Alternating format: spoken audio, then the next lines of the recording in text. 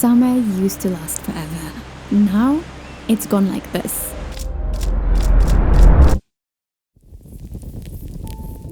We'll have a barbecue, maybe a quick holiday, a picnic in a park, and then it will be all over. Suddenly, these are not even memories. They are just photos on my phone. So why can't we have endless summers like we used to? The answer is pretty simple. We did have longer summers. There was no school for at least 2 months, and there was this element of novelty. First bike ride, first camping trip, first summer love, and all this excitement made time feel richer, somehow more expansive. And now summer, being a lot more compressed, gives me this summer scarcity mindset, and I feel this pressure to have the most perfect summer that will just fix everything bad in my life. And now, with summer almost over, I thought instead of making another to-do list, I want to explore a few gentle mind shifts that will help us find a real rest and joy in the summer that we can actually have, instead of the one that we think we should be having. So, let's get our summer back.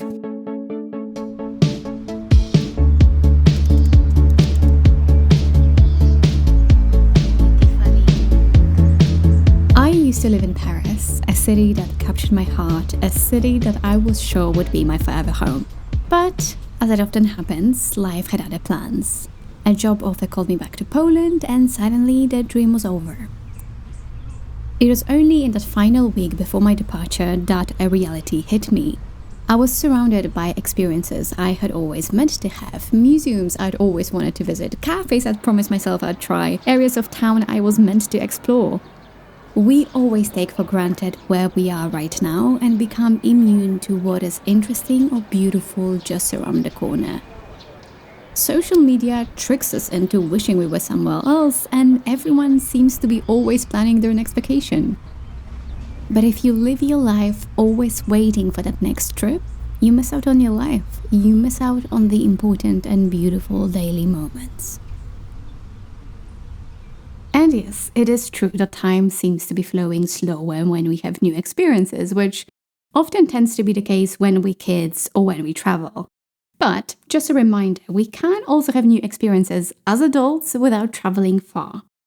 It maybe just takes a little bit more effort, but it's definitely possible. And sometimes it's not a matter of doing something completely new, but doing something that we are used to or experiencing a place that we know, but in a different way. It's very easy to have that explorer's mindset when we travel, and everything can become an experience, like drinking a coffee in a local bakery. But this is also true for our daily life if we pay attention. So this summer, I'm challenging myself to explore my local neighborhood, to look at everything around me through the eyes of a tourist, and to truly experience where I am as if I was about to leave this place and never come back. It can also help you to think of your life as this fascinating novel. Sometimes it makes you laugh, sometimes it makes you cry, but it's the best book that you've ever read, and you know that you can only read every single page once. Would that make you pay attention?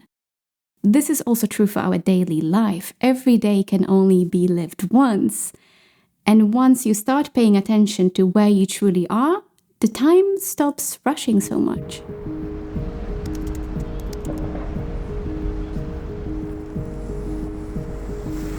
Somehow as I grew up, summer stopped being summer and turned into 3 letters. PTO. Something to agree upon with my manager, a privilege to win through hard work, and I work hard to go on holiday, and I want to heal 11 months of corporate trauma in one summer. And with that logic came a lot of expectations, and expectations make me stressed.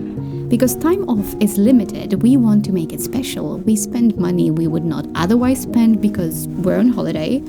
The pressure to cram a lot of things into summer and relax as much as possible can make it very hard to disconnect. And let's add another log into the dumpster fire fueled by expectations. Yes, you guessed it, social media. The expectations about summer being that perfect Instagrammable season are very high, and of course we compare, and somehow it always seems that other people have a summer that's just more summery than mine. And again, I've been asking myself, why is it that it was so much easier to rest and have fun when I was a kid or even a teenager? Did I not have any expectations? I definitely looked forward to things, and maybe that's the key difference. I've been looking forward to things, but without having too much expectations. And these days, I definitely struggle to look forward to things, but without creating this pressure to make everything perfect. But I will try. Maybe it won't be the most Instagrammable rest of the summer.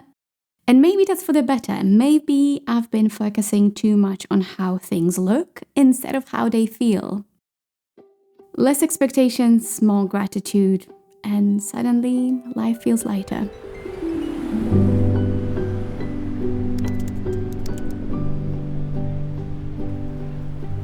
When I wondered how I would want my summer to feel, what came to mind was an epic adventure, a coming-of-age novel, a time where I blossom into a new version of myself. I discover something new about life or about myself. That again comes back to what we've learned about what used to make summer seem longer when we were younger.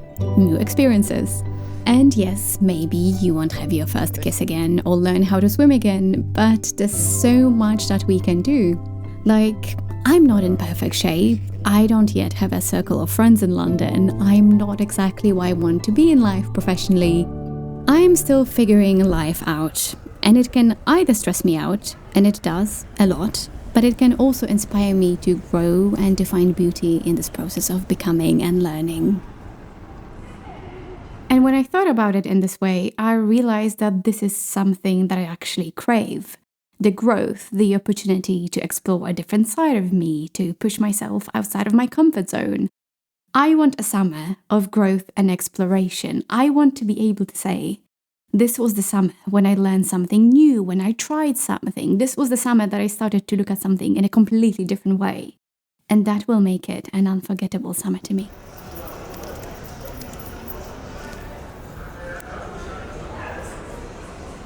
One thing that I noticed is that most of the images that come to my head when I think about summer are either groups of friends, a group trip, a group activity, friends for life having fun, or romantic couple things. But these things somehow got harder as I got older. There were many summers that I spent alone, working, back in the days when I did not have a partner. And right now I find myself in a large city where I do not have a network of friends I could rely on. Anyway, here I am in a summer book where I am oftentimes the only character. As a recovering people pleaser, being alone, I sometimes have no idea what to do because I would usually do things that would make other people happy. And as someone with a lot of intrusive thoughts, with a very noisy brain, I tend to find myself annoying a lot of times. Which leads me to distracting myself from being with myself by myself. And that of course leads me to not being rested and not having fun. So I'm using it as an opportunity to try and learn to enjoy my own company without the constant distractions that are there just to fill the void. Because the thing is, you don't need a romantic partner or to be constantly surrounded by friends and family to enjoy your time or to rest or to have a great summer. Sometimes we have those things, but sometimes just life does not work out that way, and that's fine. And I think it's a skill to be your own best friend, to be attuned to your feelings and emotions, to know what you would like to do, to know what would make you happy.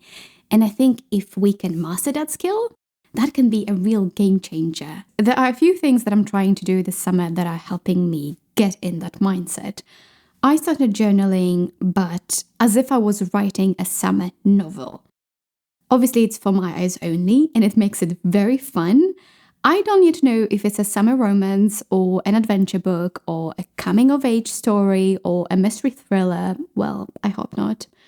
But it somehow makes me feel inspired to be the main character of my summer. I also started getting books from the library, but with one rule. The books have to happen at least partially during summer. And again, reading about these summer adventures makes me really inspired to have an adventurous summer. And finally, maybe that's not specific to summer, but I love spending time with animals because I feel like they make me truly present in the moment. And to be attuned to what the animals are feeling, I kind of have to be attuned to my own emotions, and that makes me feel really grounded. And also overall, I feel like animals make me feel a bit more hopeful about the world, and I feel like I've been needing a lot of that these days.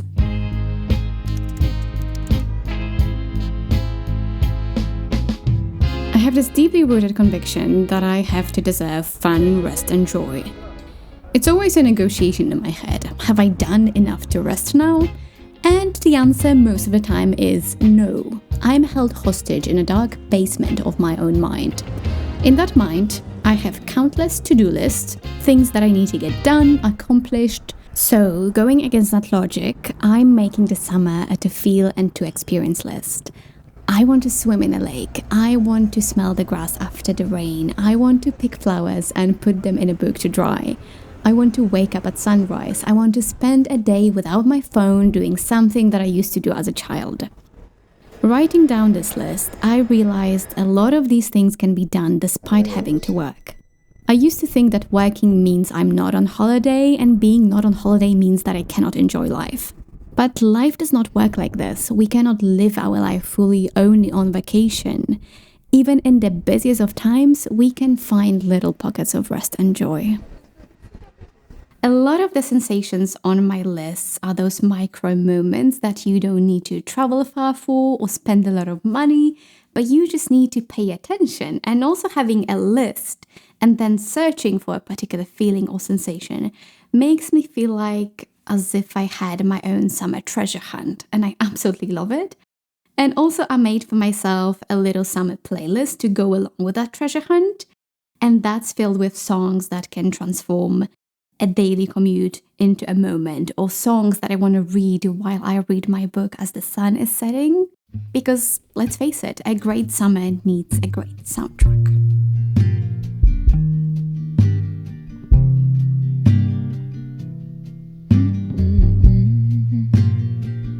I don't know who needs to hear this apart from me, but here it goes. You don't need to travel anywhere to have great vacation. You don't need anyone's company to make beautiful memories. You don't need to do anything to earn the right to rest, and you don't need to look a certain way to enjoy wearing dresses or bikinis. The best way to make summer last is to pay attention, to appreciate life for what it is, even when it's far from perfect. Be the cat in the sun. Super.